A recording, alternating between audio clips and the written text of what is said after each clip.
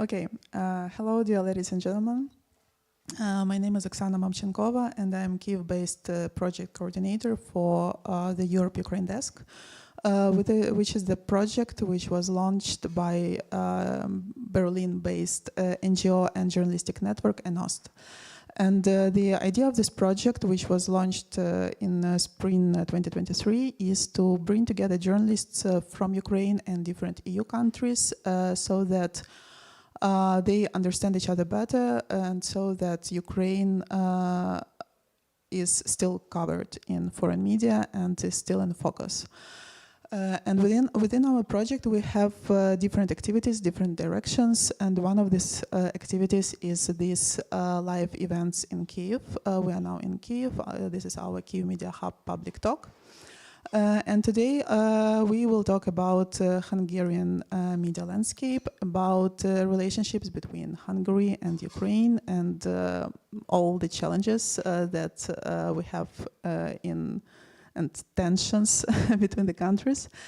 And today, unfortunately, we don't have one of our speakers who was supposed to be and whom you have seen on the cover of this event. But we have our Hungarian guest, so we will talk with him. Sorry, my expertise unfortunately not that good as Dmytro would suggest to you, but still I hope that this conversation will bring you some insights, and also in the end you will have opportunity to ask your own questions. So hope it will be useful and interesting for you anyway. So we have Szabolcs Vörös, is it right? Yeah, great. This is a Hungarian reporter who covers Ukraine quite a lot. He comes here and publishes reportages from Eastern Ukraine, but not only, about the war. And maybe we will go right away to start sharing a bit of your personal experience of covering Ukraine. Like, when did you come first to cover Ukraine, and what was your motivation? Like, why did you start to come here? I don't know where should I go back. First of all, thank you very much for the invitation and welcome everybody. It's a pleasure to be here in Kyiv and returning here. So I think it all started in 2014. I was working as a foreign affairs journalist for the 4th year back then, and Maidan started, and since I was still a junior reporter, I didn't have any chance to come here because I wasn't the expert on Ukraine at that foreign affairs desk of a daily paper in Hungary. So I was actually envying those who could do that, because it was crystal clear that something historic is going on in front of our eyes. And a few months later, I changed positions. I joined to what was then one of the biggest news sites of the country. Now, unfortunately, it's something else. Maybe we will touch upon that later. And I suggested to my editor-in-chief, I think it was October 24, that, you know, this is the first election, that was the parliamentary elections, if I remember correctly, that, you know, that should be covered because this is the first election since the Revolution of Dignity.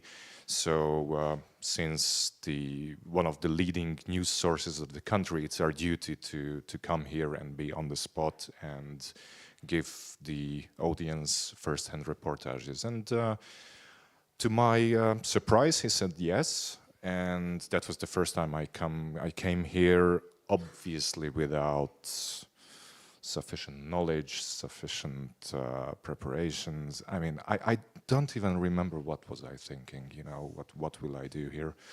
But for some reason, the whole issue remained on my agenda, and I came back to Donbass for the first time after the Debeltsevo battle, which was in, I think what was spring 2015, or February, I'm sorry. And well, at that time I was like 28, and that was a trip to remember, because, you know, we went through all the, well, both sides of the front line, I would say, because at that time, you know, there was a possibility to cross the line of contact.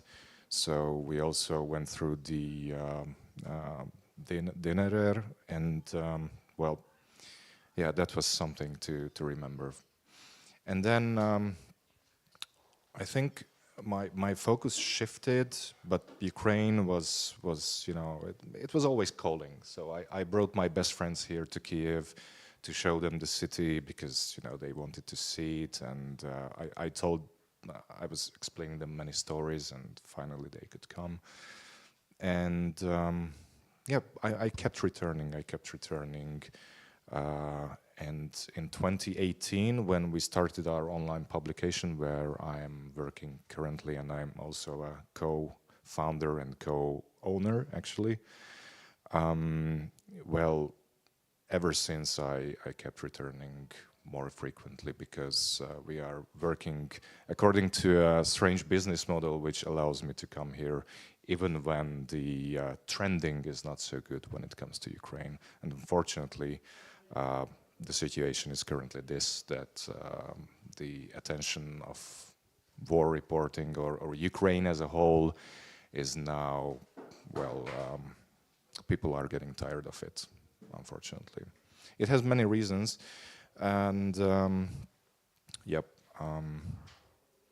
I hope I answered your question. Yeah, maybe we will return to this like war fatigue or whatever people call it later, but you already mentioned that the media where you started working and covering Ukraine is now something completely different. So maybe we will return to this point, and you will describe a little bit this change and big shifts that happened in Hungarian media landscape, and how it affected the coverage of Ukraine. Like, what was Hungarian media before 18-19, I guess, year that something started to happen, and what it is now, and the coverage of Ukraine in all this context.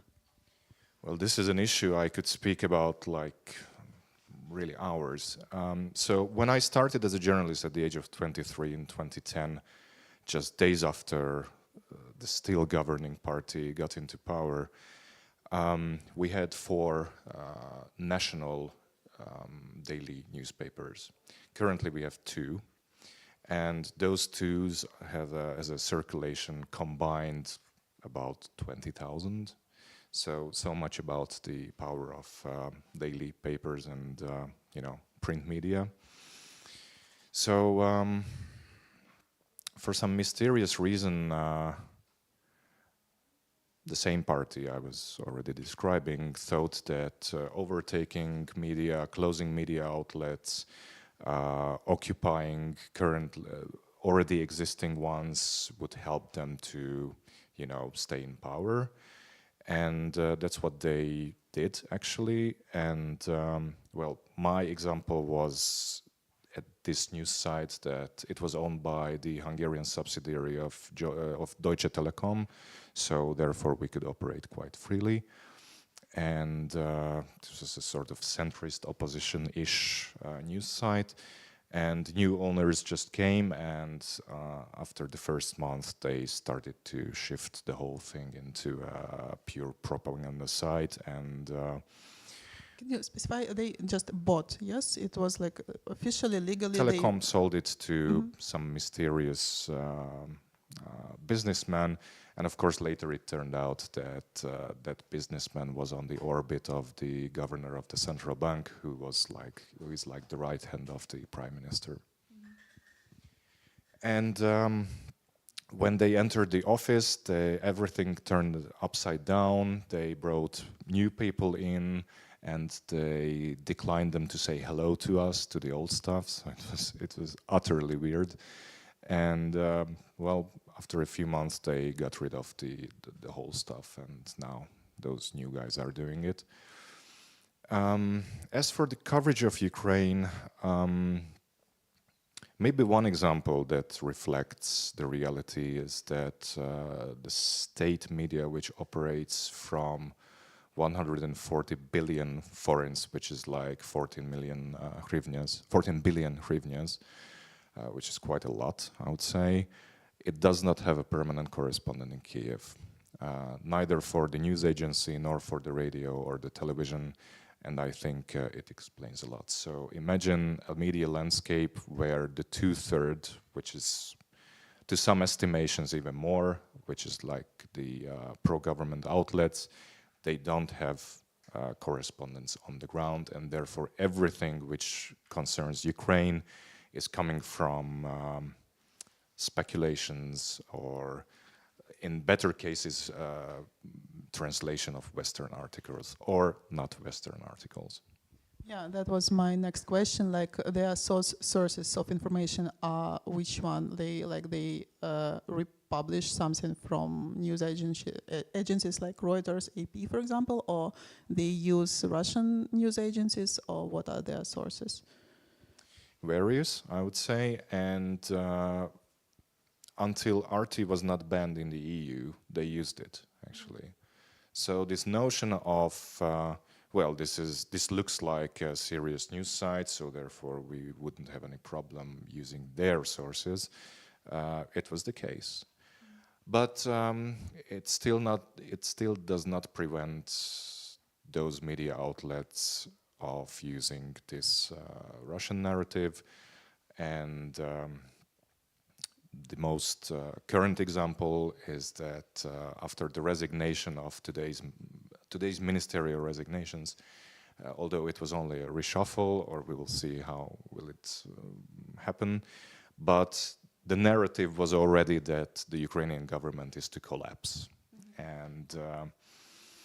And of course it's a catchy headline. I clicked on it, I was crazy as well, but you know, there was no sign that of those collapse. So and in the article they wrote that, yeah, they submitted their resignation and we will see what happened. That's it.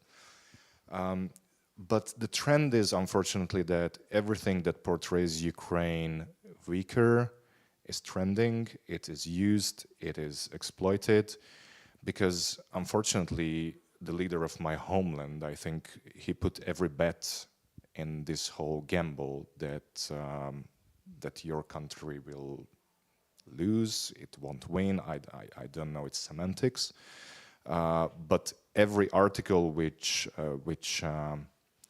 strengthens this notion is absolutely trending. There are newborn experts out of the blue.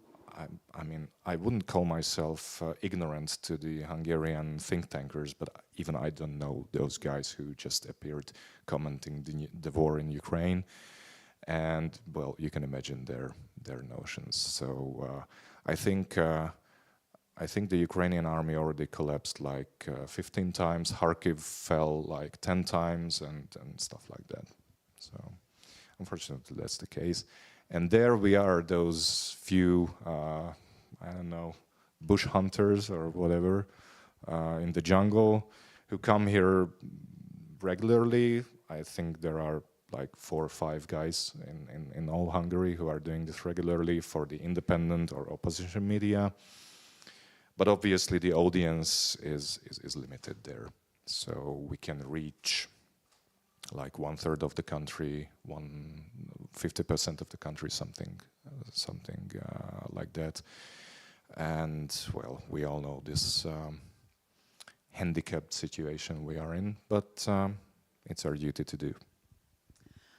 Yeah, maybe to continue describing a little bit more of this Hungarian context and media landscape. When, like, within our project, we traveled with Ukrainian journalists twice, a group of Ukrainian journalists twice to Budapest, and we met like different newsrooms and experts, and we heard quite a lot that it's not like as long as Hungary is a part of EU, like media, like journalists or editors or experts wouldn't be under like some kind of physical threats or whatever, but there are quite a lot of other ways to put pressure on those who are in opposition. So maybe you could tell a bit more from like your experience or your perspective. What do you observe? Like, do you personally experience some pressure, and how like what?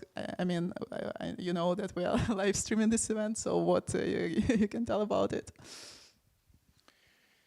Yeah, so whenever there is a Hungarian minister on BBC Hard Talk or places like that, so for the Western audience, this is the narrative that only because there wasn't any Hungarian journalist shot in Hungary, and look what happened in Slovakia, look what happened in Malta, so why are you, bad-mouthing us? Well, the margin between killing a journalist and having fully free press is, well, there is a gap between, I would say.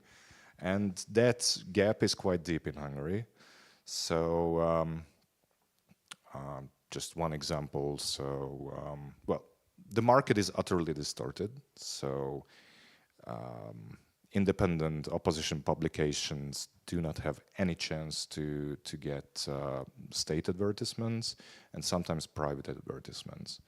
So when I joined, after I was fired from this news site, I joined a weekly paper, and when I joined the team, I was told that,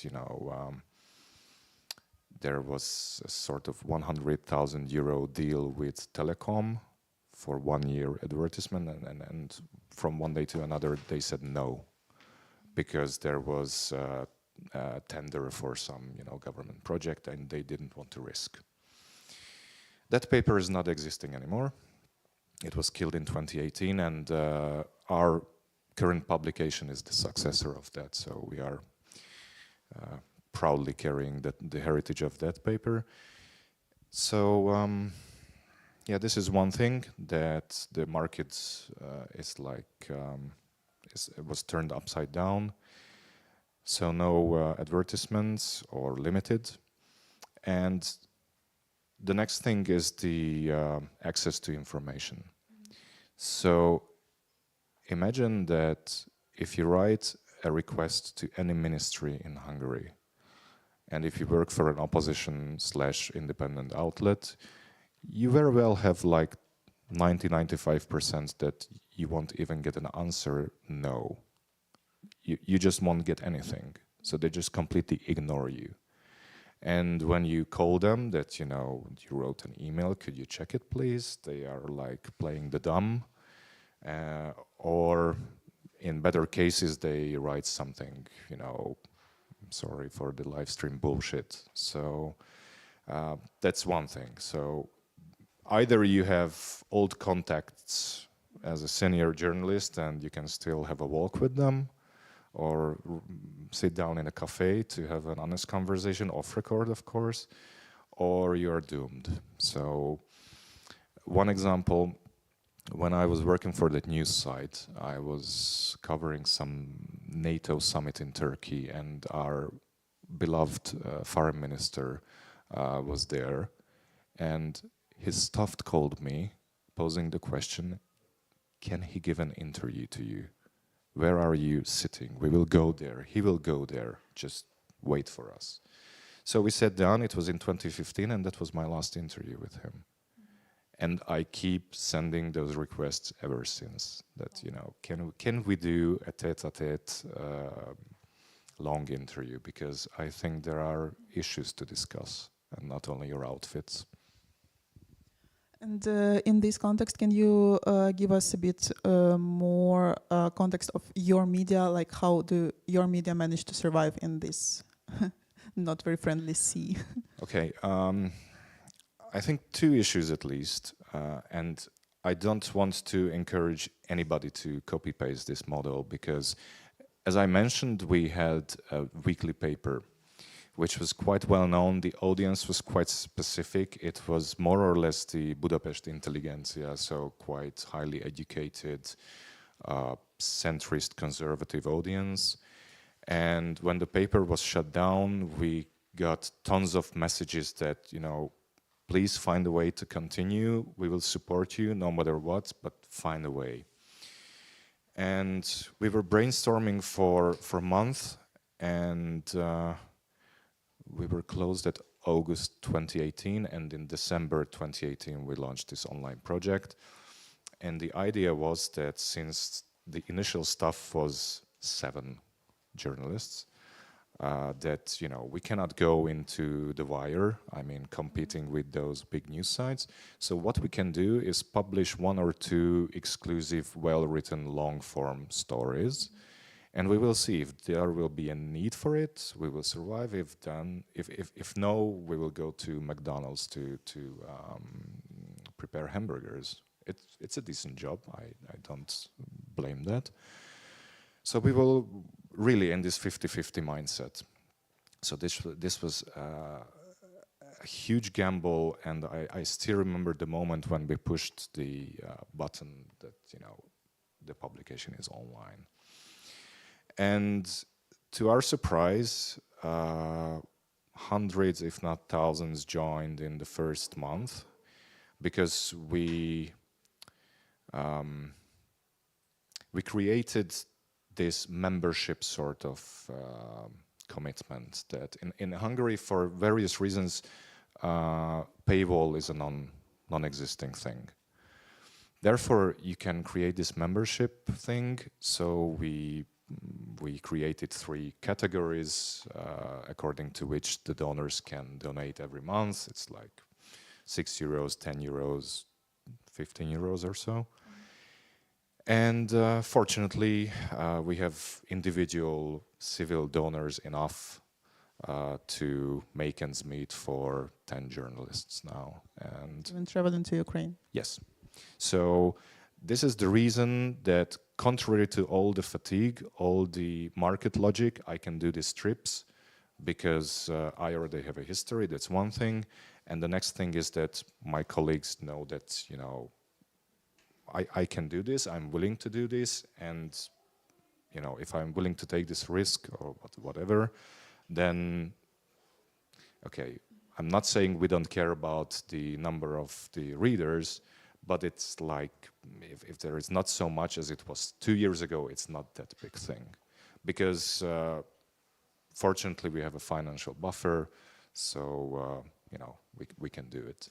And it's quite important that those donors should feel that they are part of this whole community. So this community building notion is almost as important as writing good articles. So we send them on every workday newsletter, which is not just copy pasting links.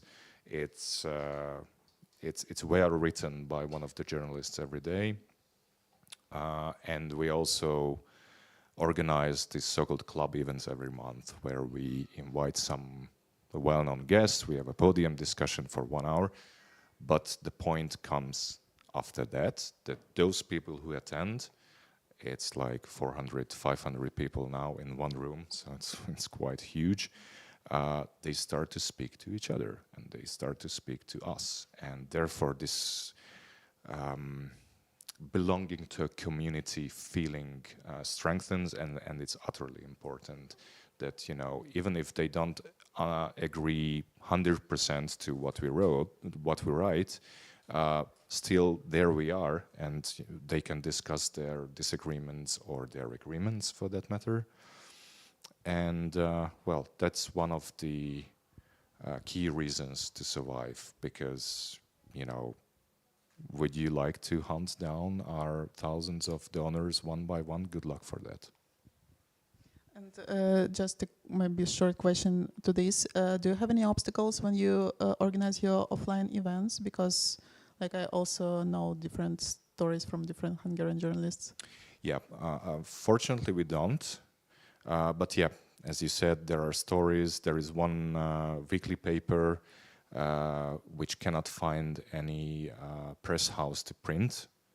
So it's printed in Slovakia, which creates lots of, you know, logistical burdens. And still they are in their 6 years, and they couldn't find a press house. And I think that that explains a lot. Being a Hungarian journalist, when you travel to Ukraine, what reactions do you meet? Like when you talk to people, when you search for your protagonists, and does this change? Because I also, when we talk to Hungarian journalists who travel to Ukraine, they told that, of course, sometimes when they are saying that they're Hungarian journalists, they meet very weird reactions, and they are quite understandable maybe. But they said that the closer to the front line, the less like bad reactions they have. What is your experience? Something of that nature. So, of course, when I first came here after full-scale invasion started, I wasn't sure what to expect. And to my utter surprise, it was like, when they found out that I was from Hungary, they felt the urgency to explain me their position. And it opened me gates, actually, that, you know, here you are, finally, someone we can talk to, so please convey the message, or at least that's what they thought, that I would convey the message word by word. Anyway, they talked to me. They gave me their contacts, you know, call me anytime, whatever, I'm here to explain you anything you need. So I never met any sort of hostility or whatsoever, and even in the trenches. Although when I heard the word Siarto in Donetsk Oblast, that was something weird feeling, because, you know, I thought these guys are there to shoot with their rifles and not to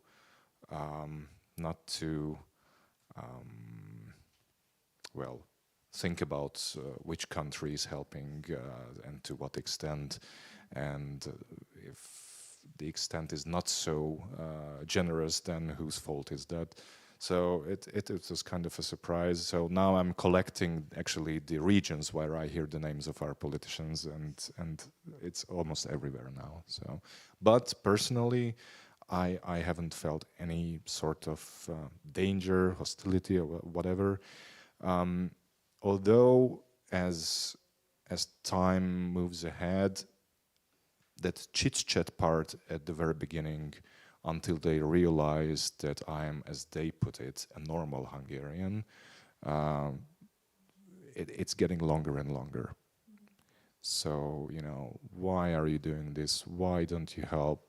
Haven't you had 1956 revolution? Why is it going? And maybe you will ask the same questions, but I have to disappoint you. I would ask you this question. Okay, Yeah. What do you usually like explain them, answer them when they have all these questions? Briefly, brief history. Okay, so the official answer is, and this is a live stream, so it only can be official, that I have no rational explanation to all this. I don't have rational explanation why is it good to be the black sheep of a community where we voluntarily joined in the 90s. I'm sorry, to NATO in the 90s and to the EU in the 2000s. And it was the consensual goal of the Hungarian Foreign Affairs that this Euro-Atlantic integration should be done no matter what. And I remember those years. I was early teenager that you know, that EU membership was postponed and postponed, and the whole country was in despair that, you know, can't we be there finally? And yeah, when it happened, it was really a joyful moment. And then Schengen came, and we don't have borders with Slovakia, and I mean it was such a nice feeling. I have some relatives in Slovakia, and I very well remember those crossing border issues that our stomachs was like this when we crossed the bridge above the Danube to Slovakia. So yeah, and I don't understand the reason of contradicting our allies, breaking the unity, because, you know, you have other opinion, fair enough. But I think this loudmouth thing also bothers me a lot, that, you know, okay, we have a different opinion, fair enough, but at least don't be that outspoken about that. And this is something I don't understand either.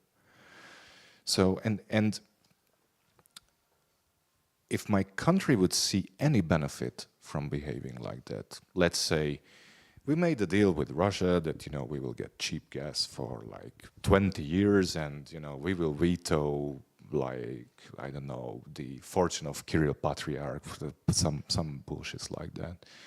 I would say, okay, utterly ugly, utterly immoral, but at least it's something. I could see that, you know, two sides of the measure.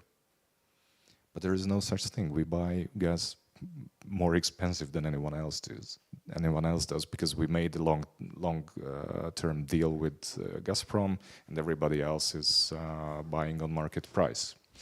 So I don't see any benefits, which even creates more sadness and more disbelief that, you know, what is going on. So as I said, no rational explanation, and the rest is gossips, and a journalist doesn't engage in gossips, I guess.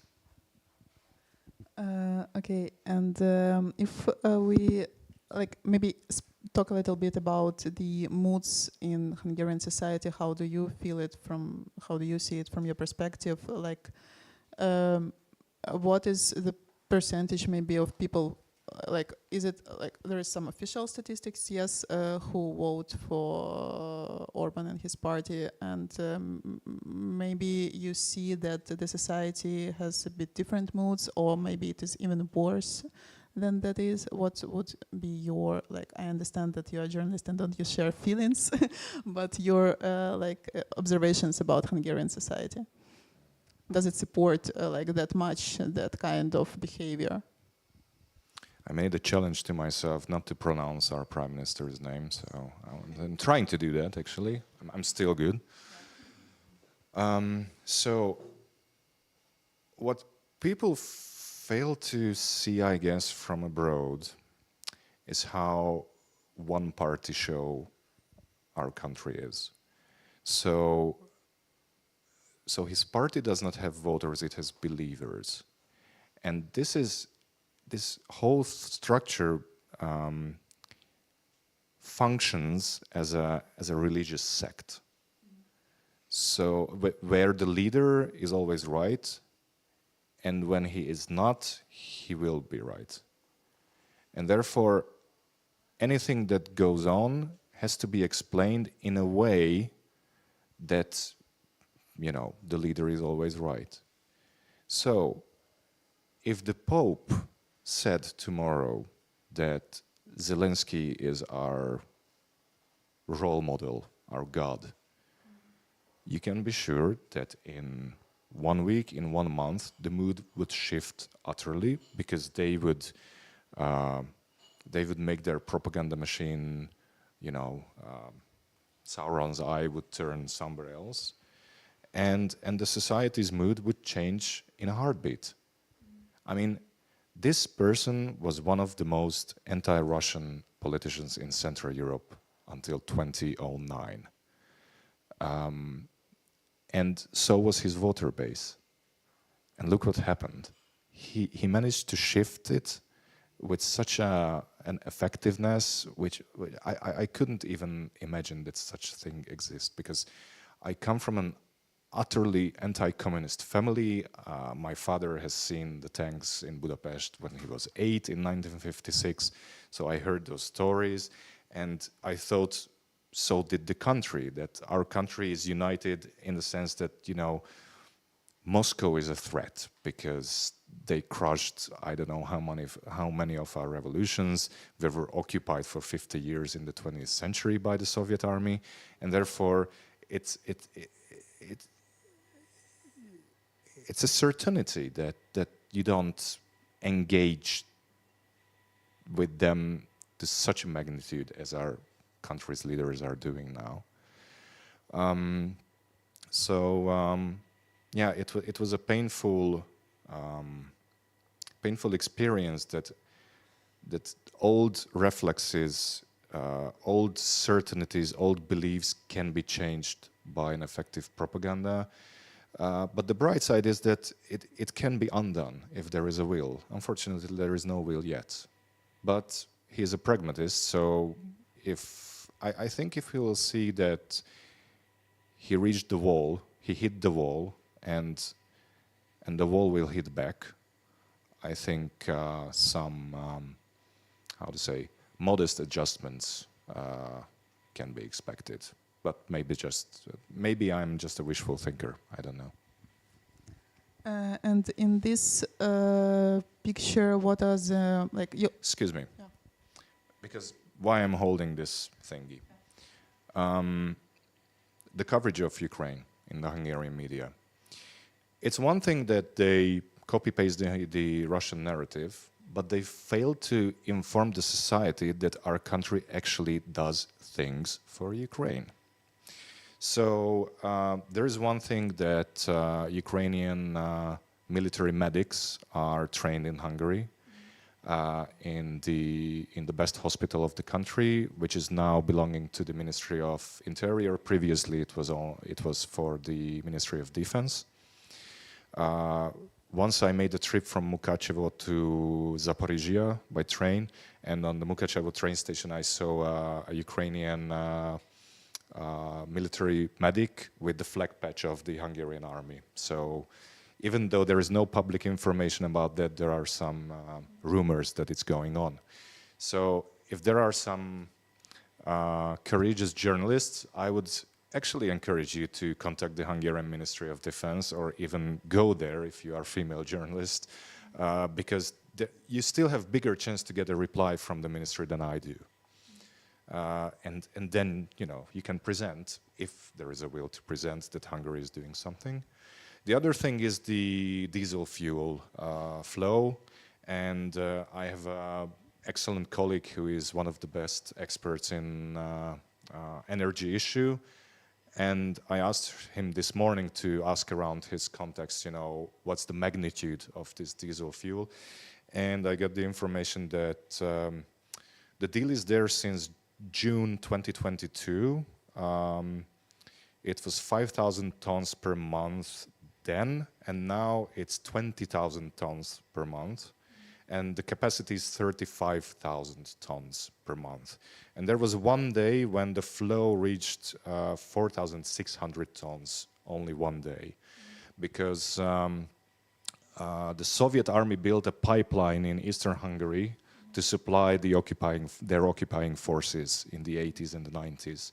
And we still have that pipeline, and the reverse flow was made, and ever since the diesel fuel is going on. And our state oil company also owns the oil company in Slovakia, which has a refinery in Bratislava. So probably something is coming from there as well. So yeah, I know it's not a package of Storm Shadow rocket or Patriot batteries or F-16s or whatever, but something which, for some mysterious reasons, is totally under the radar, both in Hungarian and Ukrainian media. Yeah, that was actually one of the insights which I got when we were in Budapest and were talking to some experts, that the narrative spread and the rhetorics is much worse than some actual acts that are done towards Ukraine in Hungary, on different levels, which is of course good in some way, but could be better. Also, one of the next questions, my next questions was about the attitudes of Hungarians towards Ukraine and the war now. What is the perception? How is it seen now? As I said, many of those things which we hear about when it comes to Ukrainian-Hungarian relationships, that, you know, we are, I don't know, we dislike each other, we hate each other, there is discontent between the two countries. It's my strong belief that it's artificially built, because there was no knowledge about Ukraine in Hungary for an average Hungarian citizen. And I guess it's vice versa. I don't want to hurt anyone, but that was my impression. And when there is lack of knowledge, you can build everything with an effective propaganda. And as I said, there is a chance to tear it down as well. So unfortunately, because this poison is flowing for more than as long as the war is going on, the minds were poisoned as well. I think the majority of the Hungarian society who are, listening to public state radio, to state television, listening to those experts, those aforementioned experts, I think there is rather some negative attitudes towards Ukraine, but I don't think there was ever a thorough survey about that. There were some that, of course, which ended up with this this result, but I would be really curious to know that if you formulate the questions, what's your feeling about Ukraine or of the Ukrainian people, I think you would get totally different answers. So unfortunately, the situation is, well, it could be better, I agree. But yeah, there has to be a will, and our job, the job of those few correspondents who come here regularly is just not enough.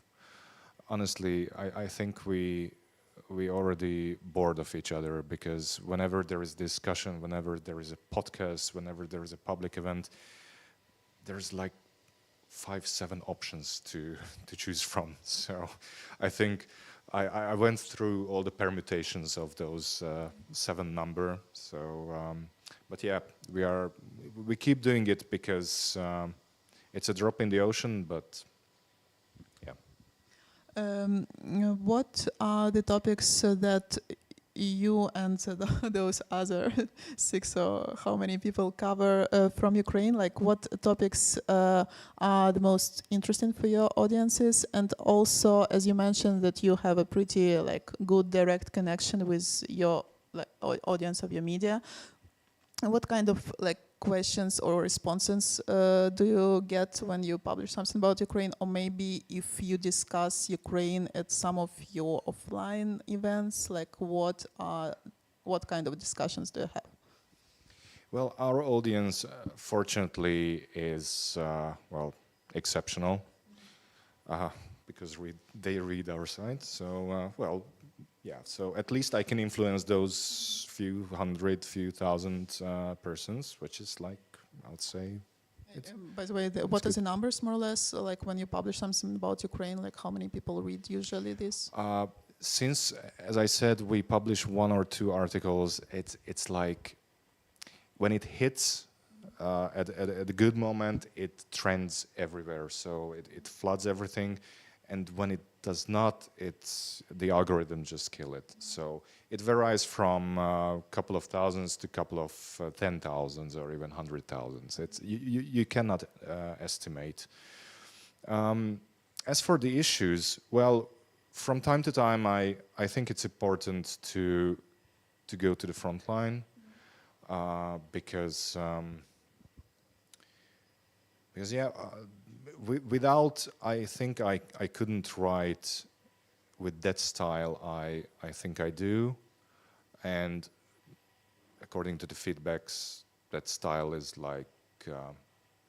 it's not that bad, because I got feedbacks that, as if I was there. Thank you for this writing, and thank you for going there and putting yourself into harm's way. So frontline, of course, but what I realized is that no one cares about this big picture, because the big picture can be done in front of your desk. So why to go to the front line if you want to do the big picture?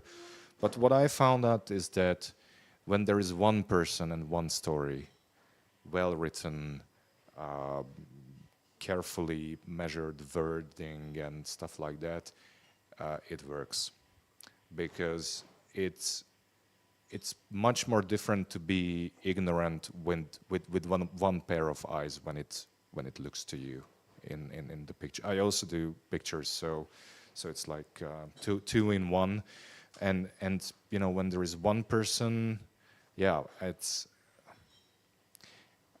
I think it's more challenging to push the close button.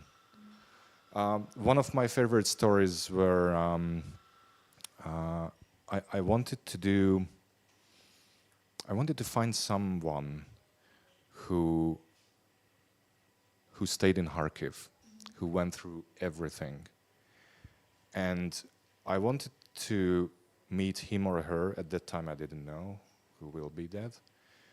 And, you know, grab my hands, please, and take me through those places that mattered to you before the war, and how those places were transformed, both physically, if they were hit, or both mentally for you. And, you know, encapsulating more than 2 years of war into one person. And I found a charming, perfect subject for that. She's the director of Nafta Theater. You may very well know them. And we were walking in Kharkiv for 2 days, and she was just explaining and explaining and explaining.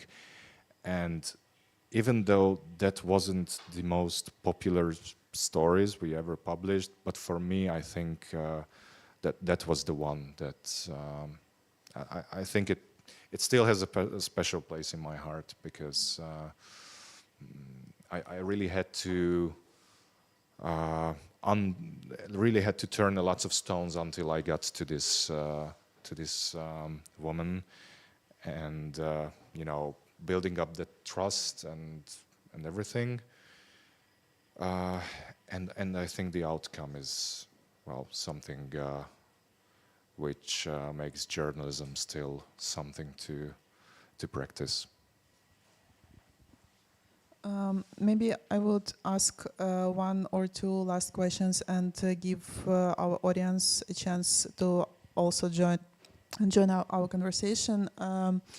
Whenever we were meeting some people in Hungary on our trips, of course, we like the topic of Hungarian minority in Ukraine popped up, and very often also I know that Hungarian journalists search for some, like, Hungarians, for example, who joined Ukrainian army to be like in their stories.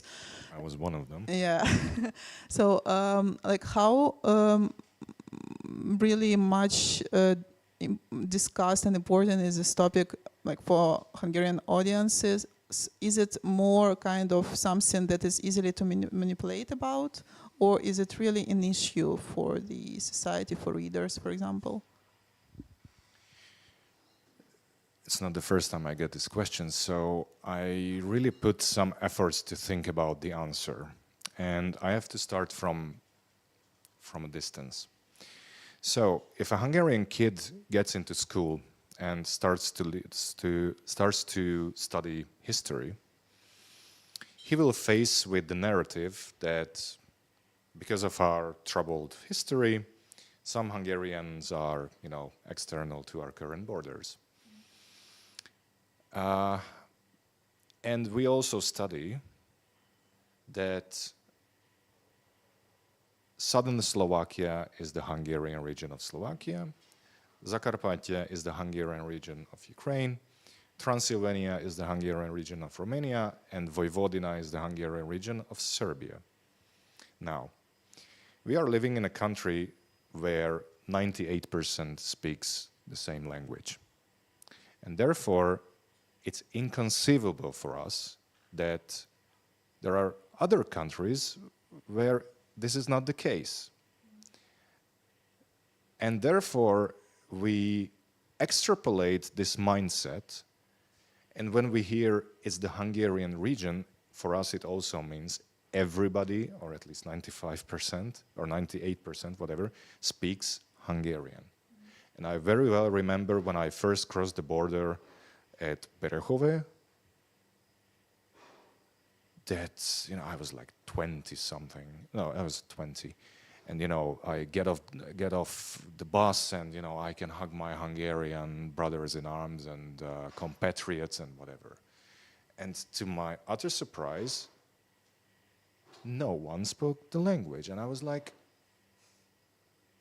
you know, there was something wrong in history lesson. What on earth? So, and if you don't train yourself or don't see it for yourself, that this is not the case, that it's the Hungarian region. Yes, according to the 2001 census, unfortunately there is no more current one, it was only 12% of Zakarpattia's 1.2 million population. And Zakarpattia's population is utterly changing now because, you know, Eastern and Central Ukrainian IDPs are going there, setting their food there. The real estate market at Uzhhorod is like as expensive as the Budapest, so it's crazy. And therefore, you know, the chance to meet a Hungarian speaker is less and less and less because they go to Hungary. To some estimations, 60, 70,000 of them remained only. And, you know, Ukrainians from other parts of Ukraine moved to Zakarpattia. And this whole demographic equation is shifting on a daily basis. So I spoke to researchers and they cannot make a proper research because the next year it will be outdated. So therefore this lack of knowledge, as I already said, gives a room to build up what they currently need. So I think this is much more about politics of the current Hungarian government rather than an honest commitment from an average Hungarian that I really care about those Hungarians in Zakarpattia. That's the case, unfortunately. That's very interesting. And maybe the last question would be maybe rather general, but maybe you could... Sorry, can I add something? When I first said this answer, it was the question posed by the governor of Zakarpattia. And the question was, of course, he's a politician, but the question meant that, you know, do you actually need this? I mean, are your tanks ready to cross the Tisa River? And, you know, I felt that I have to find a way to calm this person down, and this was my answer, and he calmed down, fortunately. And for the record, no, we don't need it. There are some crazy nationalists, but which country does not have crazy nationalists? But that's like 2-3% of the society. I mean, you shouldn't listen to them. Yeah, my last question would be rather maybe general, but still maybe you could answer somehow. Since the full-scale invasion started, Ukraine started like to shout about itself.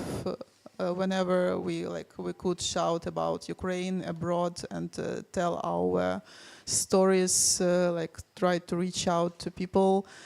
And also, I'm one of the persons who go abroad and from time to time tries to explain something about Ukraine, but also, what I feel is that, yes, it creates a little bit an unequal situation, because now we want that everyone knows about Ukraine, but of course we Ukrainians don't know about every other country. So as our project is about these bridging perspectives, what, based on your knowledge of Ukraine and communicating with many Ukrainians, what would you say, Ukrainians, for example, should know about Hungarian society? Some important maybe things, 1 to 3, what you notice that they don't know, but maybe it's important for mutual understanding to know better. Well, first of all, when Godspeed after the victory, everybody can finally travel, then travel. see it with their own eyes that those people are not monsters, they don't eat other people. Completely the contrary, they are utterly welcoming and friendly ones if you know, overstep that first first period when after the first sentences. But we are also utterly ignorant, and we see everything with our own eyes, and we think other persons are seeing it with our eyes. And when our current chief strategist leading the country is thinking about creating a new Central European whatever friendship, axis, whatever, to their surprise, no one wants it, because it's not sexy. There is nothing sexy about joining something which is led by Hungary. That's the sad thing. So Poland should lead it. Some other bigger countries should lead it. So yeah, it's hard to think with a different mindset that, you know, and the least we can do it, the more frustrated we will get. So yeah, we are quite ignorant, but at the same time quite friendly people, I would say. If we drink the first beer together, then we are also quite honest ones. So yeah, I mean, as a journalist, I got to know Ukraine by coming here repeatedly. Of course, language is an issue. I'd like to learn it because I'm still, you know, half blind without it. But when you smell the air, when you feel the taste, when you see the colors, when you see the people's faces, well, even if you come with, you know, preconceptions, those basic first experiences can demolish them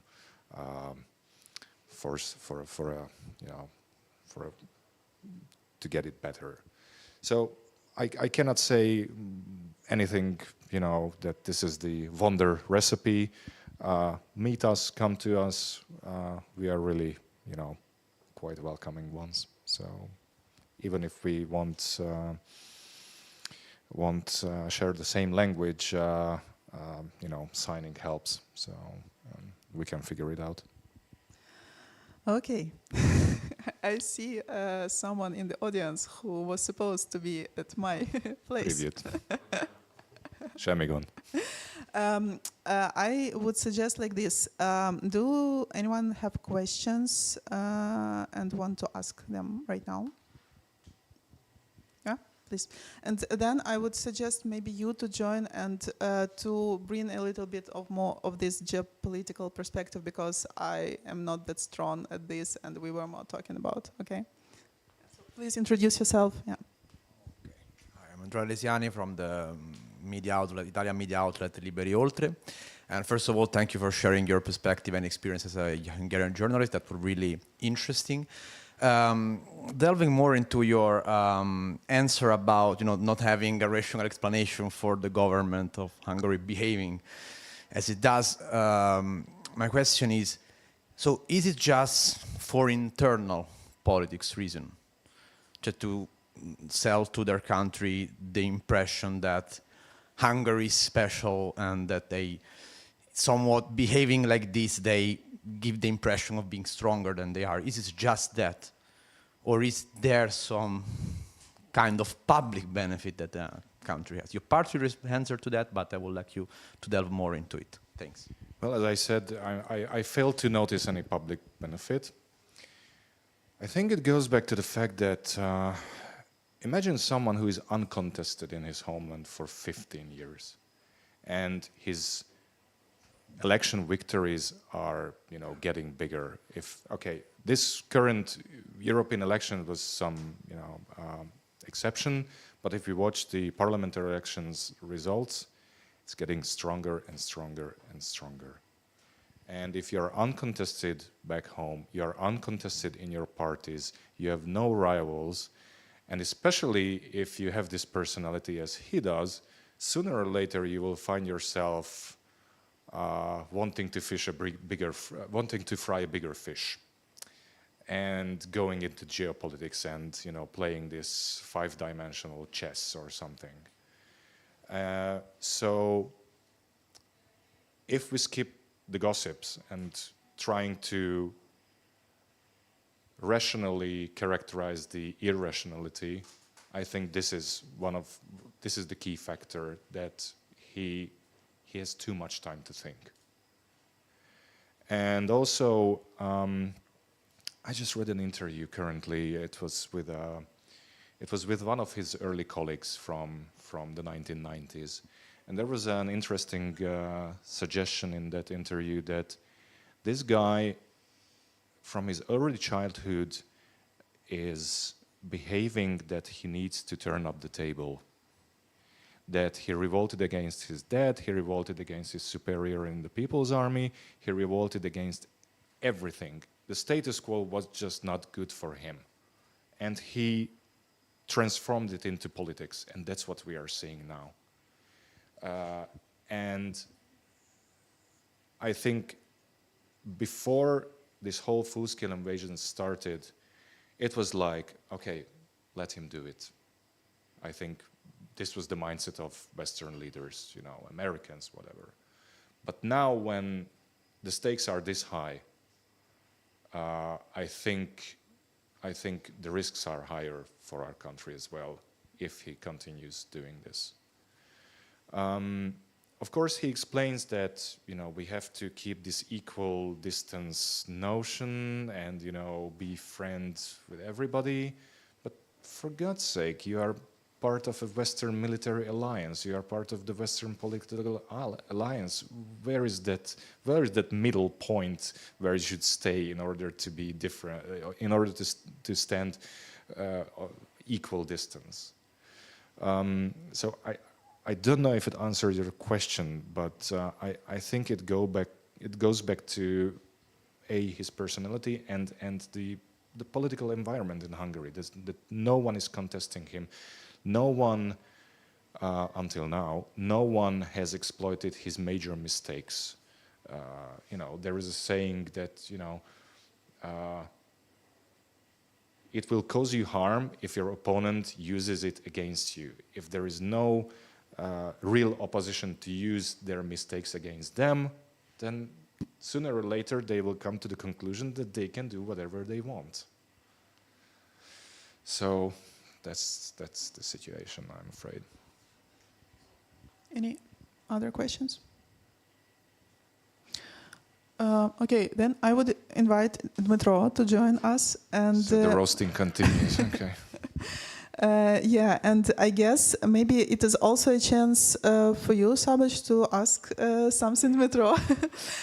Yeah, and maybe to bring a bit more of this, like, foreign policy, geopolitics.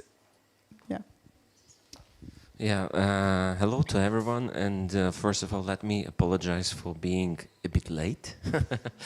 Yeah, but yeah, so, and the disclaimer I should start with, yes, I just came from MFA, and unfortunately, yeah, it's hectic times, to be honest, not just today, but at all. The schedule is unpredictable, that's why I'm late. And the disclaimer is that here I'm representing not MFA or my current mandate, but the Institute for Central European Strategy. So please don't take by granted all what I'm going to tell you, or something I'm not going to tell you. Yes, so, hi. Hello. See you. It's been a while. Yes, so should I ask questions, yeah?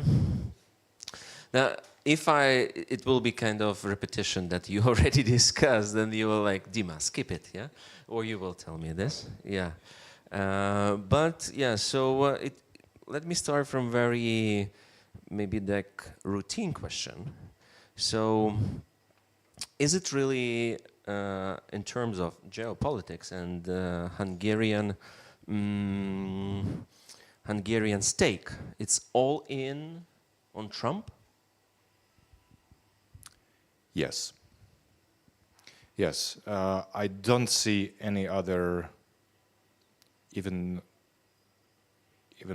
attempts to approach the other side. So it already has been tens of billions of forints which were invested in this whole project.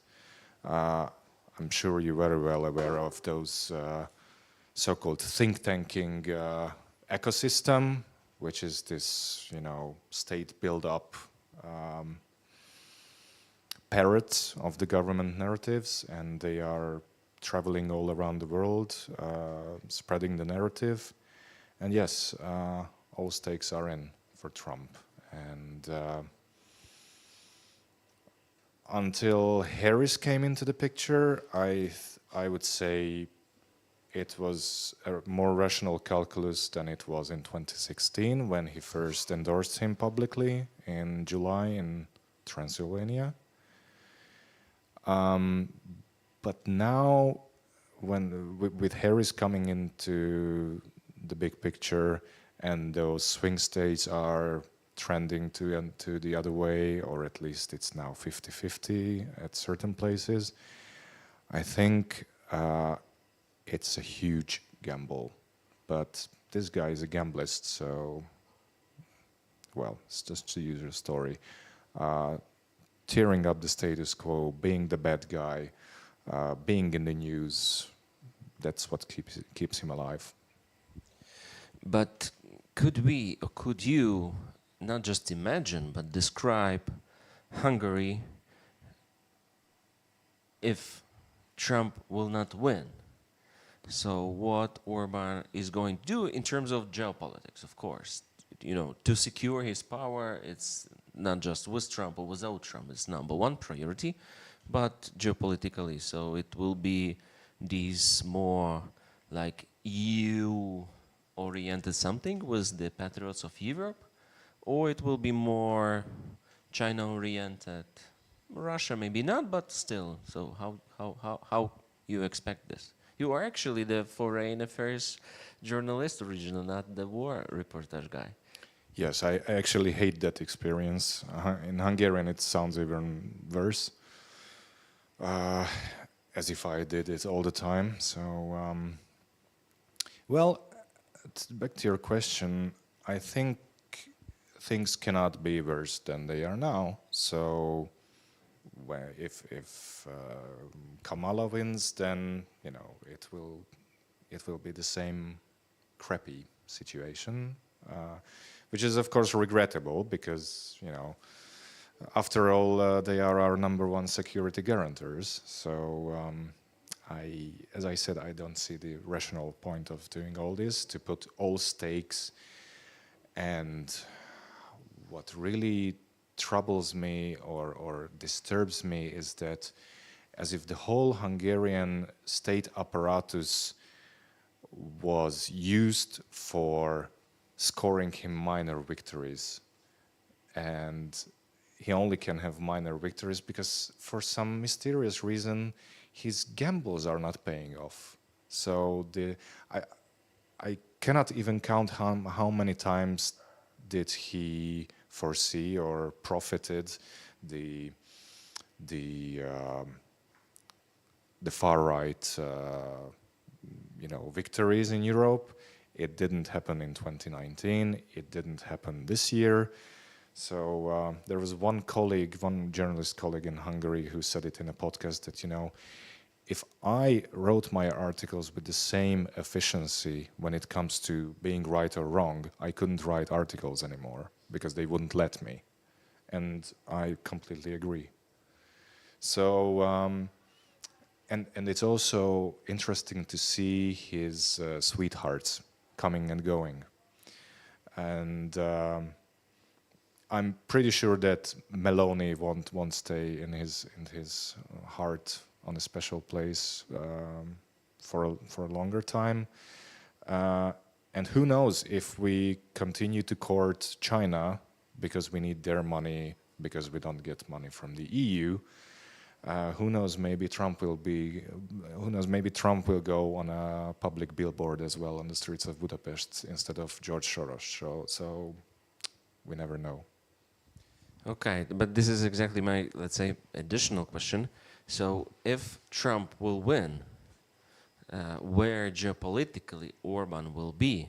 So still, like, I mean, in terms of US, we understand in this case, but in terms of EU, yeah, because we really understand and feel that Trump has no love regarding you, Orban at the same time, or opposite, you know, present himself as this big advocate for strategic autonomy, more bravery, or even discussing these US-EU relations. He said, okay, yeah, I love Trump, but EU has its own interest, misleaded by, I don't know, Brussels bureaucracy.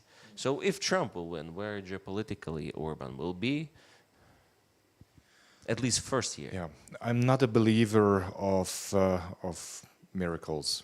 So I think even if Trump wins, of course, European leaders are now more careful than they were in 2016.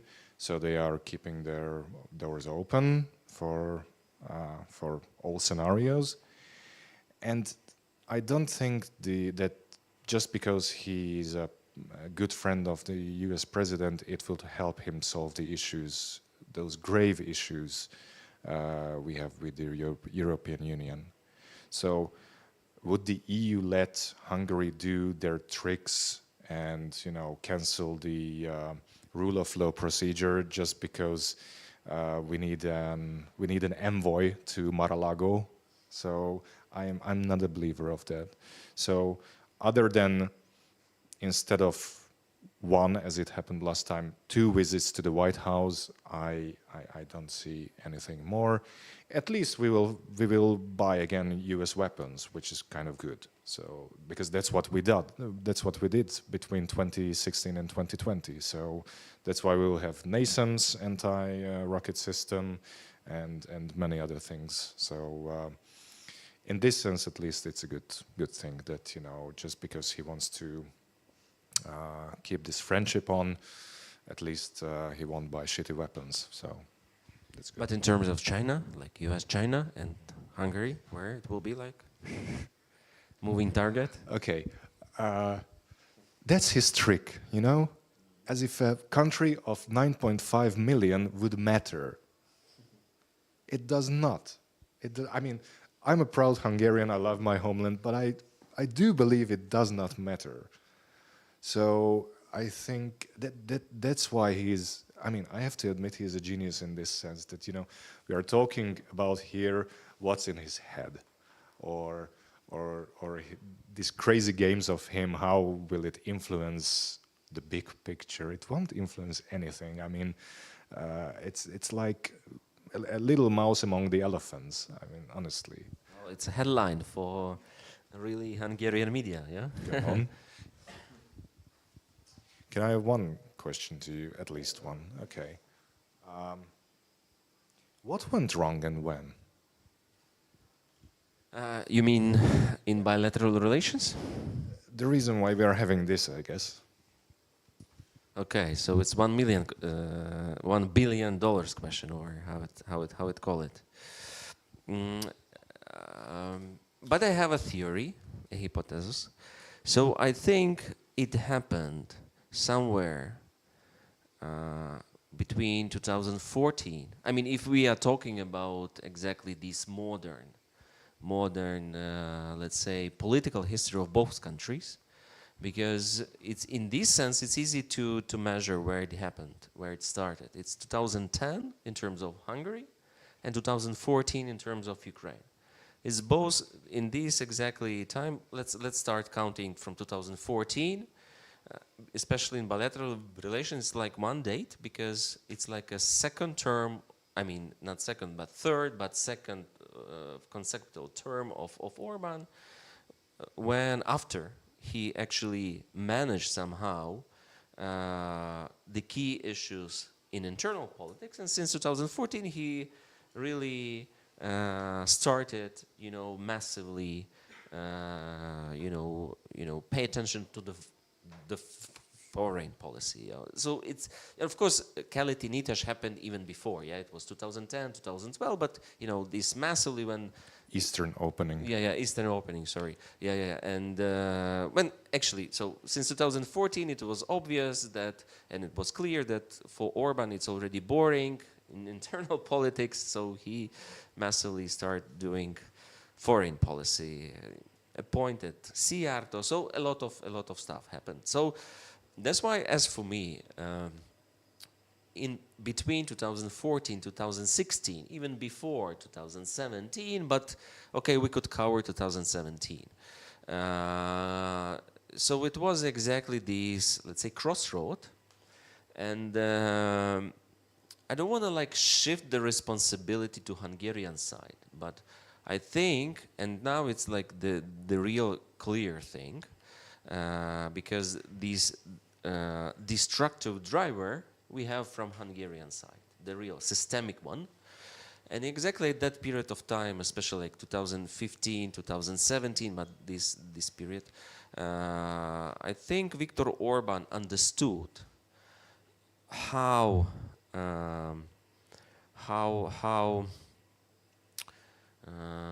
valued is Ukraine card in his game with the global powers, mainly US and Russia.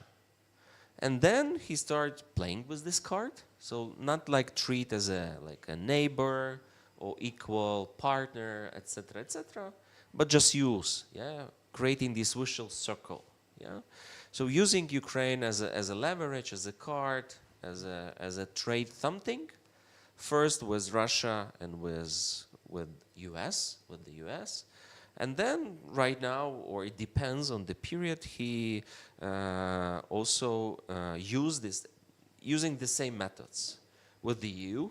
I remember in 2017 when they just blocked the NATO Commission, Ukraine NATO Commission, and it was like no, we are just blocking NATO level, so we are very pro-Ukrainian in terms of EU accession. It's this is overcoming of Trianon trauma and all this stuff. And I told at that time, I remember my debates with Hungarian diplomats that no, guys, I'm not going to buy this. I'm not going to. You are using NATO exactly right now because you could. It's the real leverage. EU accession was not in the agenda, etc.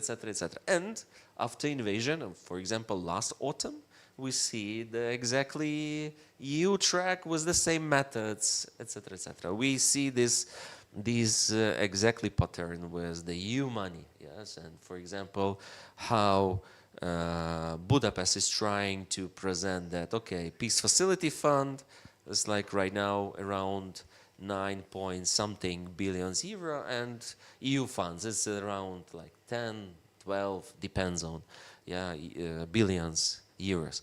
So I think it was exactly that period of time, and this understanding that Ukraine is more valuable for you as not a neighbor, as not a potential partner, market, country which could guarantee the rights of Hungarian minority with all this national building, state building vision, overcoming trauma of Trianon, reconciliation, etc. Everything we could hear all the time when this question appeared. But exactly for this, it's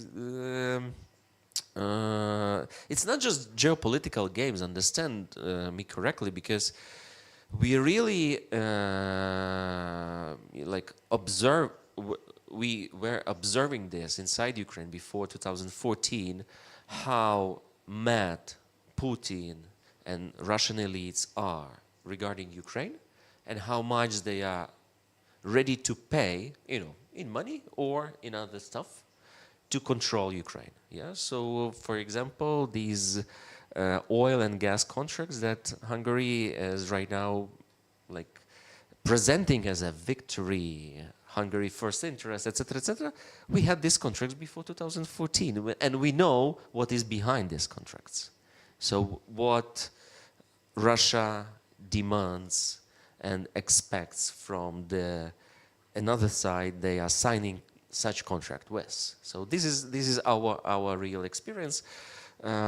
That's why, yeah, I think this is it. So just, you know, to balance a bit in terms of responsibility, of course, from Ukraine's side, there was also not attempts, but a kind of the same approach, yeah, to instrumentalize this conflict or these relations just to present or to use Hungary in, for example, election mobilization something, or somebody use Hungary to, I don't know, to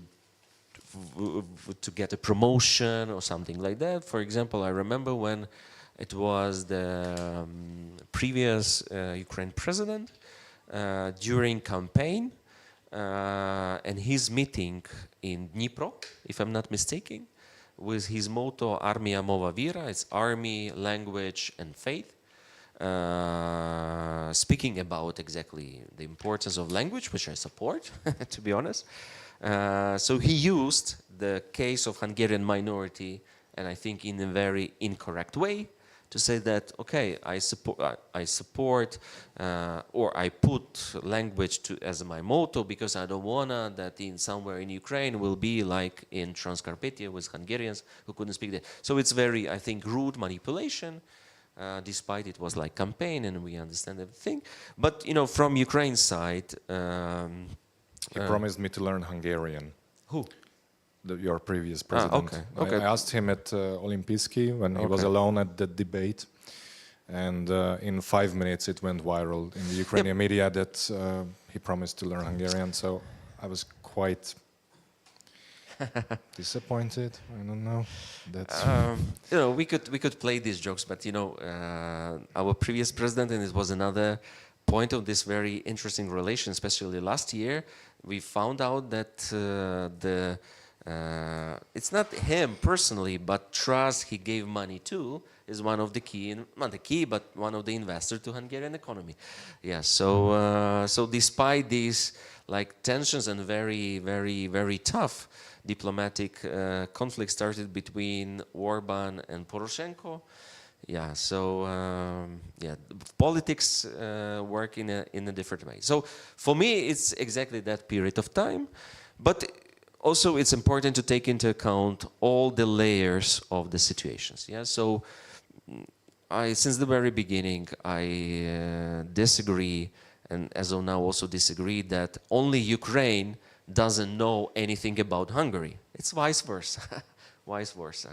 So speaking to Hungarian experts on Ukraine, like, is it real an expertise on Ukraine? Are you sure?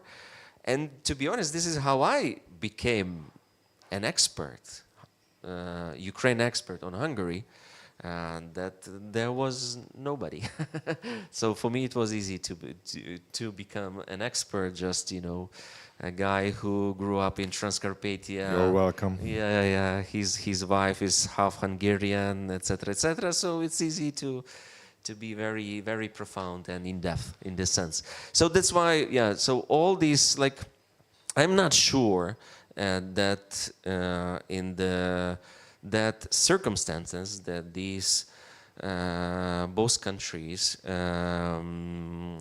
found out themselves in 2014, especially after 2014, that this bilateral relation could, you know, go in a different way. It could be possible if, for example, I don't know, it's a kind of very, very speculation.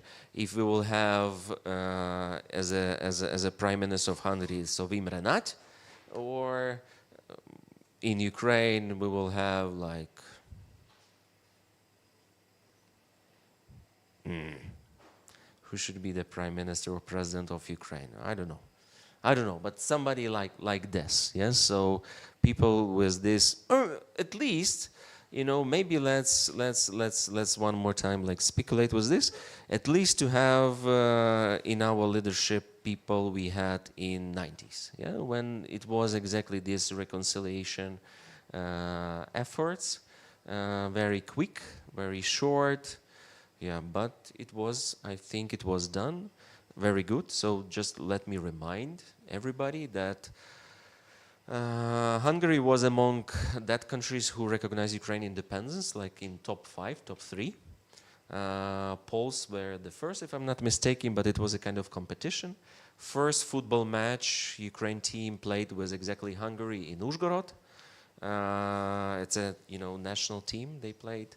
And also regarding monuments like Holodomor and Shevchenko, it was also in these bilateral levels done. So, for example, in compared to the current relations or relations between Ukraine and Hungary from 2014, if we take like 91 or 90 till, I don't know, like, yeah, 2000, so it was like almost ideal relations, perfect, honeymoon.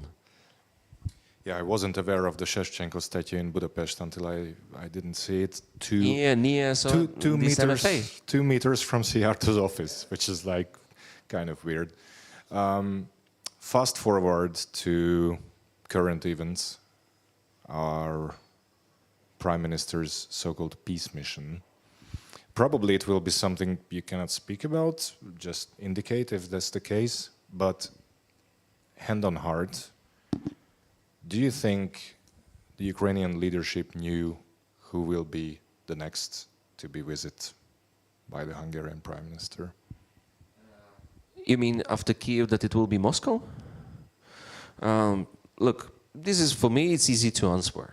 So, and this is, I think, the biggest mistake, one of the biggest mistake. But, you know, in terms of bilateral relation, this is the biggest mistake Orban did within this mission. You know, that he didn't inform Ukraine side that what he's going to do. And it's not a problem as such. It's not the question that it's not the question of this like etiquette or rules or protocol. It's a question though that if you are doing such a mission and you are starting like this and you are not informing where you know going to go there, you know, coming to Kyiv, staying in Kyiv, it means you don't understand Ukraine at all. So that's it. That's it. So on a yes or no scale, did they know it or did they not? Look, it's a part already of public, so I'm not going to like open anything. So it was not just Ukraine's side who was not informed about Moscow. This is it. This is it. For me, to be honest, it's another open question. I have no answer as of now. Did Orban plan his trip to Moscow in advance? And if in advance, you know, for how long in advance? Or he planned it when Kremlin was informed about his trip to Kyiv. And yeah, here I'm not sure. I would not exclude the situation when it was like just follow up visit to Moscow in his trip to like Kyiv, then that Turk summit, and you know Beijing and Washington and Mar-a-Lago. Here I think it's more I think tricky situation, because if Orban was so he agreed for this follow-up, you know, trip or this bypass stop to Moscow in the last moment, it gives us wider picture, yeah, and a key to understanding a lot of things. Yeah, fully agree with those open questions. Although it boosted his domestic image, that you know. His fan base can now say, you know, name any other politicians who can meet Zelensky, Putin, Xi, and Trump within a week. I wonder, do you have any idea what Budapest wants when it comes ending the war? Because even Szijjártó, when he is forced to finally answer the question, he says that yes, we support the territorial integrity of Ukraine, which means Se bude Ukrajina, 1991, end of story.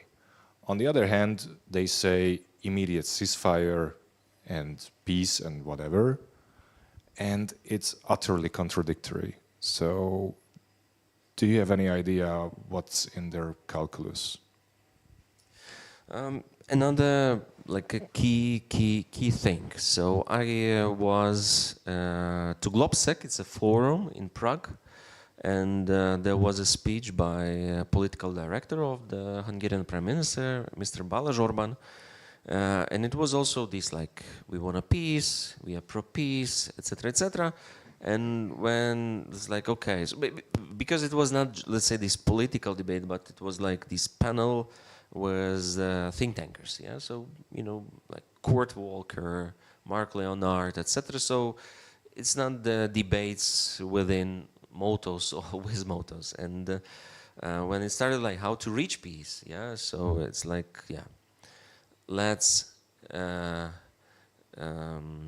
rebuild or like you know re-establish communication, and then ceasefire, and then nothing. So from Hungarian side, no proposal. But look, you know, both things.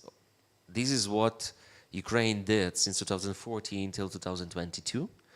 If I'm not mistaken, Ukraine side initiated like 200 negotiations, rounds of negotiations with Russians, and like agreed on 20 ceasefires, and it ended up with full-scale invasion.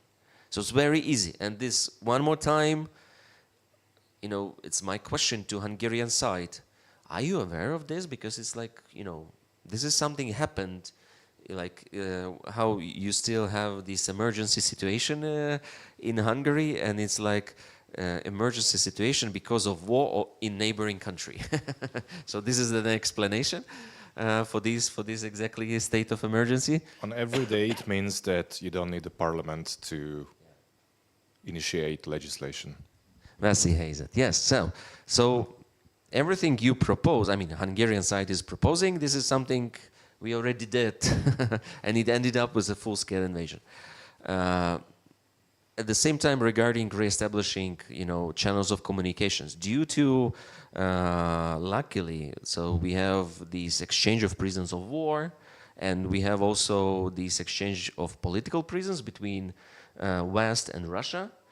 So we have channels of communications.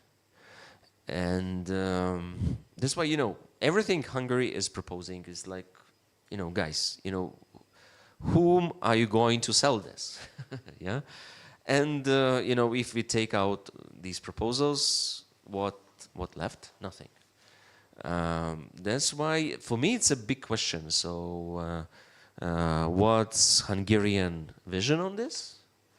Yeah, and it's even more, let's say, a bigger gap than how to combine ceasefire in territorial integrity and you know, negotiation. So for me, it's something, it's a big bluff.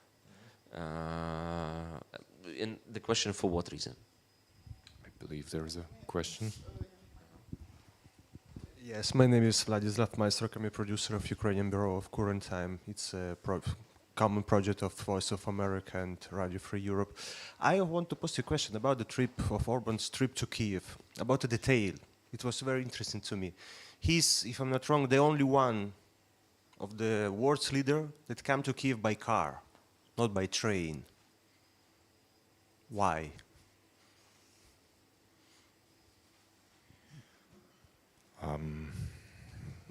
Where should I start this? So he arrived in Kyiv tired, not relaxed as the other ones. Okay, that Batmobile he's using has a bed. Maybe I shouldn't say. Well, okay, I said it. So he can sleep there.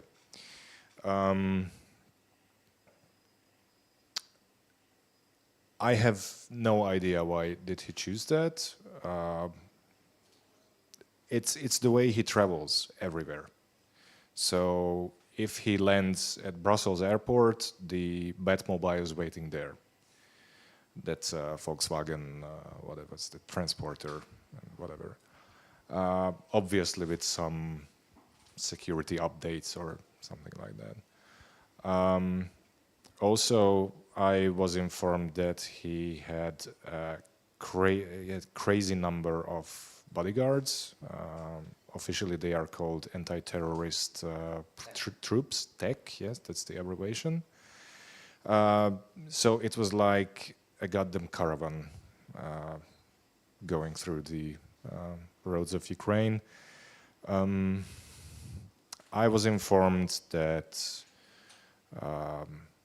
the Zakarpattian leadership wanted him to cross at Zahony, but he crossed at another border, Beregsurány, yeah, at Berehove, because there were some road updates for his arrival. Anyway, long story short, no idea, really. Yeah, I would just suggest you to come. Yeah. I'm not sure that this is like a real big question in this regard. I think it's the real question of logistics, but it was a clear Orban's will to stay in Kyiv for the very precise short time. That's it. And Okay, in terms of train, sorry, if you need the special train, okay, maybe then, because we really practice, I mean, in Ukraine, the special train from Poland is very well organized, but from Mukachevo potentially is the easiest way this. Okay, maybe, but... If it is one of the reasons that he wants to leave Kiev as soon as possible, this is because is his feeling about Ukraine to stay in Kiev along enemies, people who dislike him, or it's because a question of his security, as you told before, that he came with a lot of other men. I heard one explanation. So the train has a schedule. So it comes and it goes back in the evening, next morning, whatever. No, we have special trains, so you don't need this schedule. So no. It's a fairy tale. It's one more fairy tale. I heard so many in Hungary. Why you couldn't go? The more I think, sorry to interrupt you. In Orban's case, within this logistics, yeah. So what is the issue? That he didn't stop on his way to Kyiv or way back in Transcarpathia and didn't meet Hungarians. This is an issue. And this is a really tricky moment nobody used against Orban, to be honest. But, this is a very, very symbolic, and this is what I felt speaking to regular Hungarians, that for them it was like, what about us? So we were informed for many times that all this, I mean, Ukraine, Hungary, it's all about us. But where we are right now, the rest I think it's more about fears, logistics, and advisors. This mission, because do you remember when Orban traveled to Kyiv? Pay attention what the delegation who was with Orban.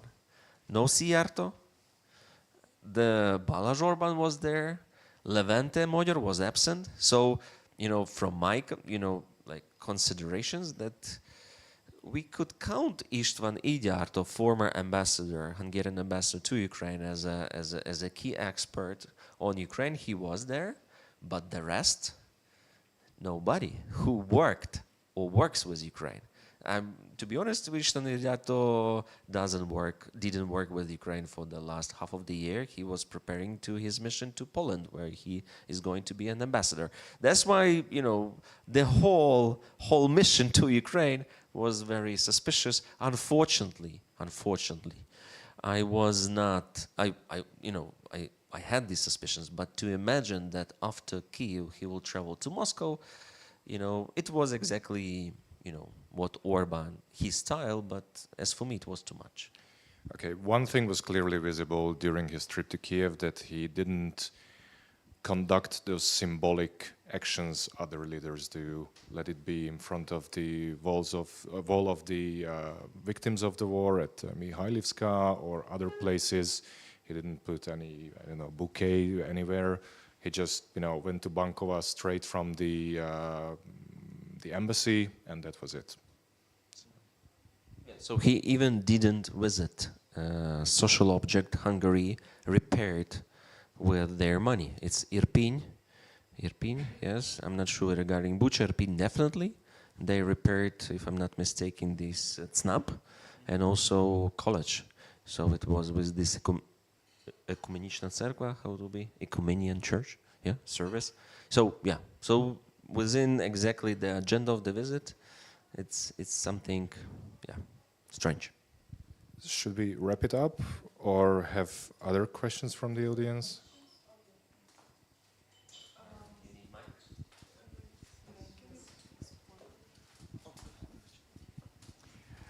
Thank you. My name is Olena, and I'm a war correspondent. And my question is, do you see any ways? First of all, yes, thank you for a nice conversation and for your position. And what I'd like to ask, if there is something that, for instance, Ukrainian journalists or Ukrainian active society could do to influence in somehow way the moods in Hungarian society. Maybe you know some cases of successful collaborations, some common events or something like that.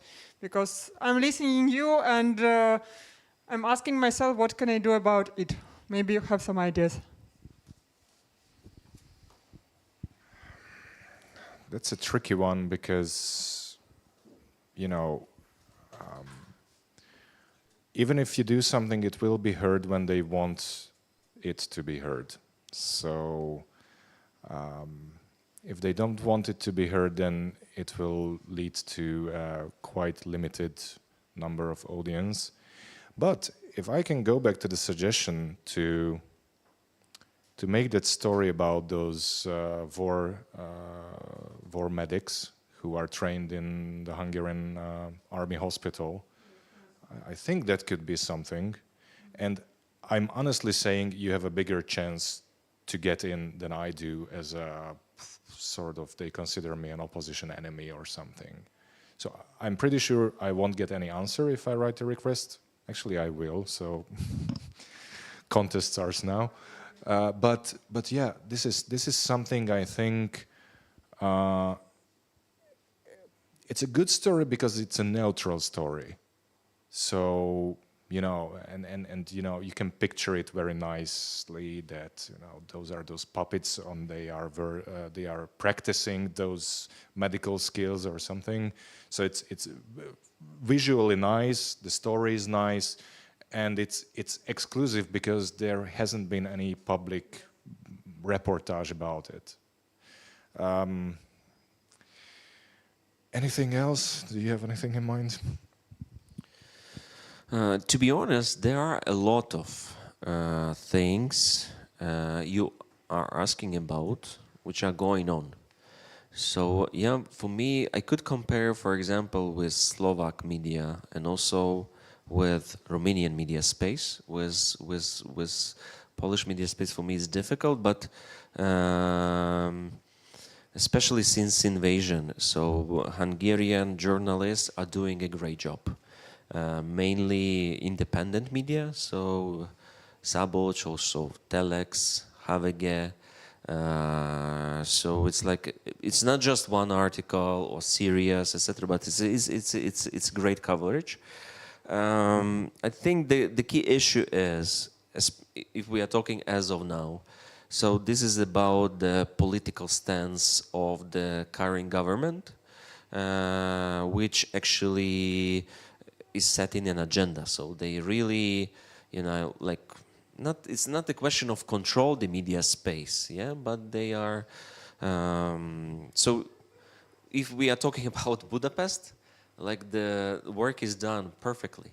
So Ukraine is well represented, supported, you know, both in the, let's say, official level, creative class, also media. But if we talk about Hungary general, yeah, it's, you know, totally opposite picture. And in this sense, I think, and it's in relation to Hungary, but also all the neighbors, we should work for real future. So really build this ground to make it solid, etc., etc. One of the reason why these, you know, diplomatic conflict between Ukraine and Hungary so rapidly ramp up, you know, to the real conflict, political conflict, it's because the very weak ground of, you know, friendship, connections, understanding of each other. You know, we studied in our institute that as of both October, November 2021, also February 2023. More than 40% of Ukrainians afraid that Hungary is going to annex Transcarpathia, is going to attack Ukraine, or plan to attack Ukraine, which is like insane, as for me. And no evidences. It's not just I feel so, but like, could you provide evidences that Hungary is preparing to attack Ukraine or wanted to attack? But this is a very strong narrative, both in this public opinion level. We checked this sociological, but also in this elites level. That's why I think we need to do very this dirty work for future and wait for window of opportunity, yes, to really do this reconciliation. This week's big news was that a Ukrainian school was opened in Budapest, so it was something big. The governor of Zakarpattia was there even, so it was something. It's something worth to follow, actually, and worth to visit. I'm sorry I can't see you, so I'm talking somewhere. Yeah, so that's another story, and it's even not that sensitive as those medical trainings in the army hospital. So, may I have a last wrap-up questions to Dima? Okay.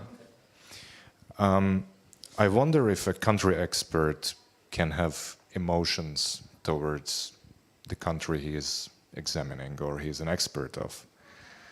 But if you are allowed to, and if you have, I wonder, have those changed since 2022?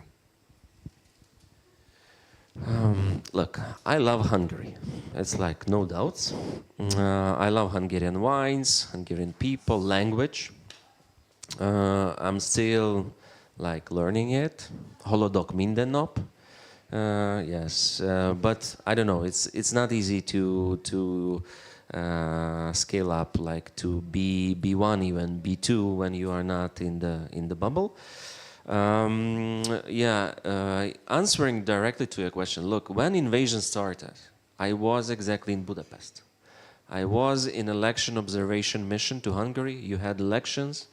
I was recruited by election observation mission. This is a big market.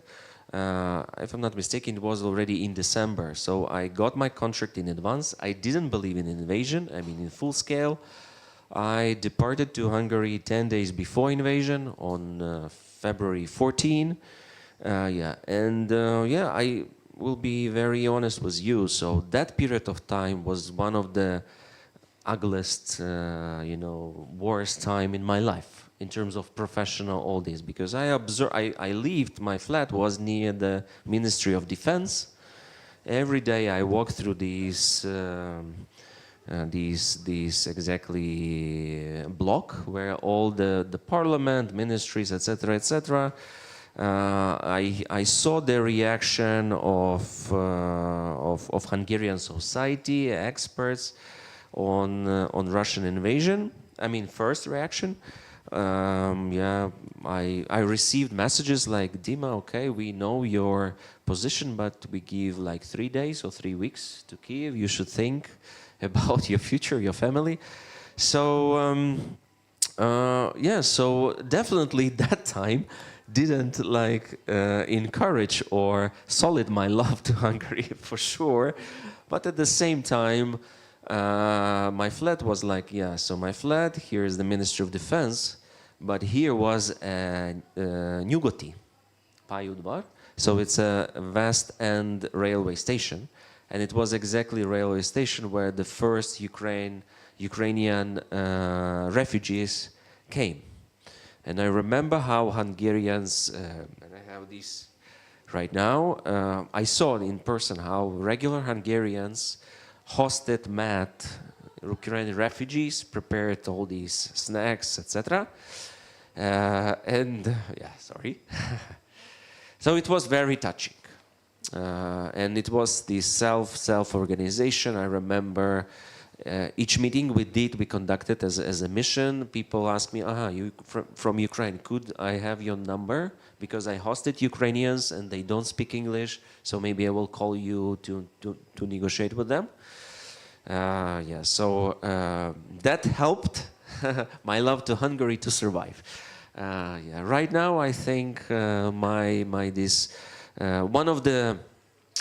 since the very beginning, it's not just 2022, but it was really damaging.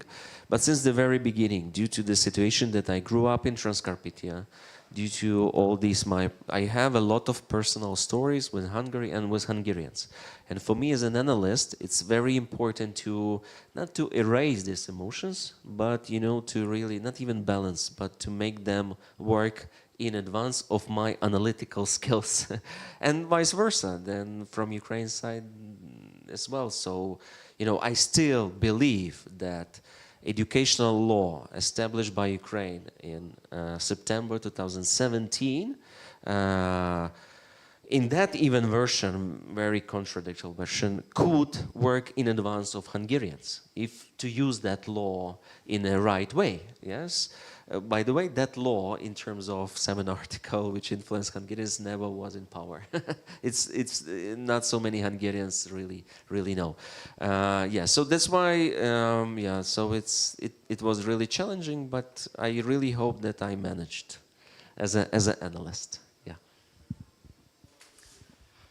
Okay. That's what I wanted to mention, that I'm really happy and grateful to you that we finished on such a positive note, actually, and that we have like a plan what to do next and how to build our relations. There are lots of work still needs to be done. But thank you very much for this conversation, for the work of both of you that helps our countries to become closer and more friendly to each other and to understand each other better. Thank you to our audience, and not exact announcement, but in October we will have such kind of events about France, Germany and Italy. We will discuss also the landscapes, the relationships between countries, societies. So please follow our n-ost website, our social media. We'll be happy to see you, and have a safe night. Thank you.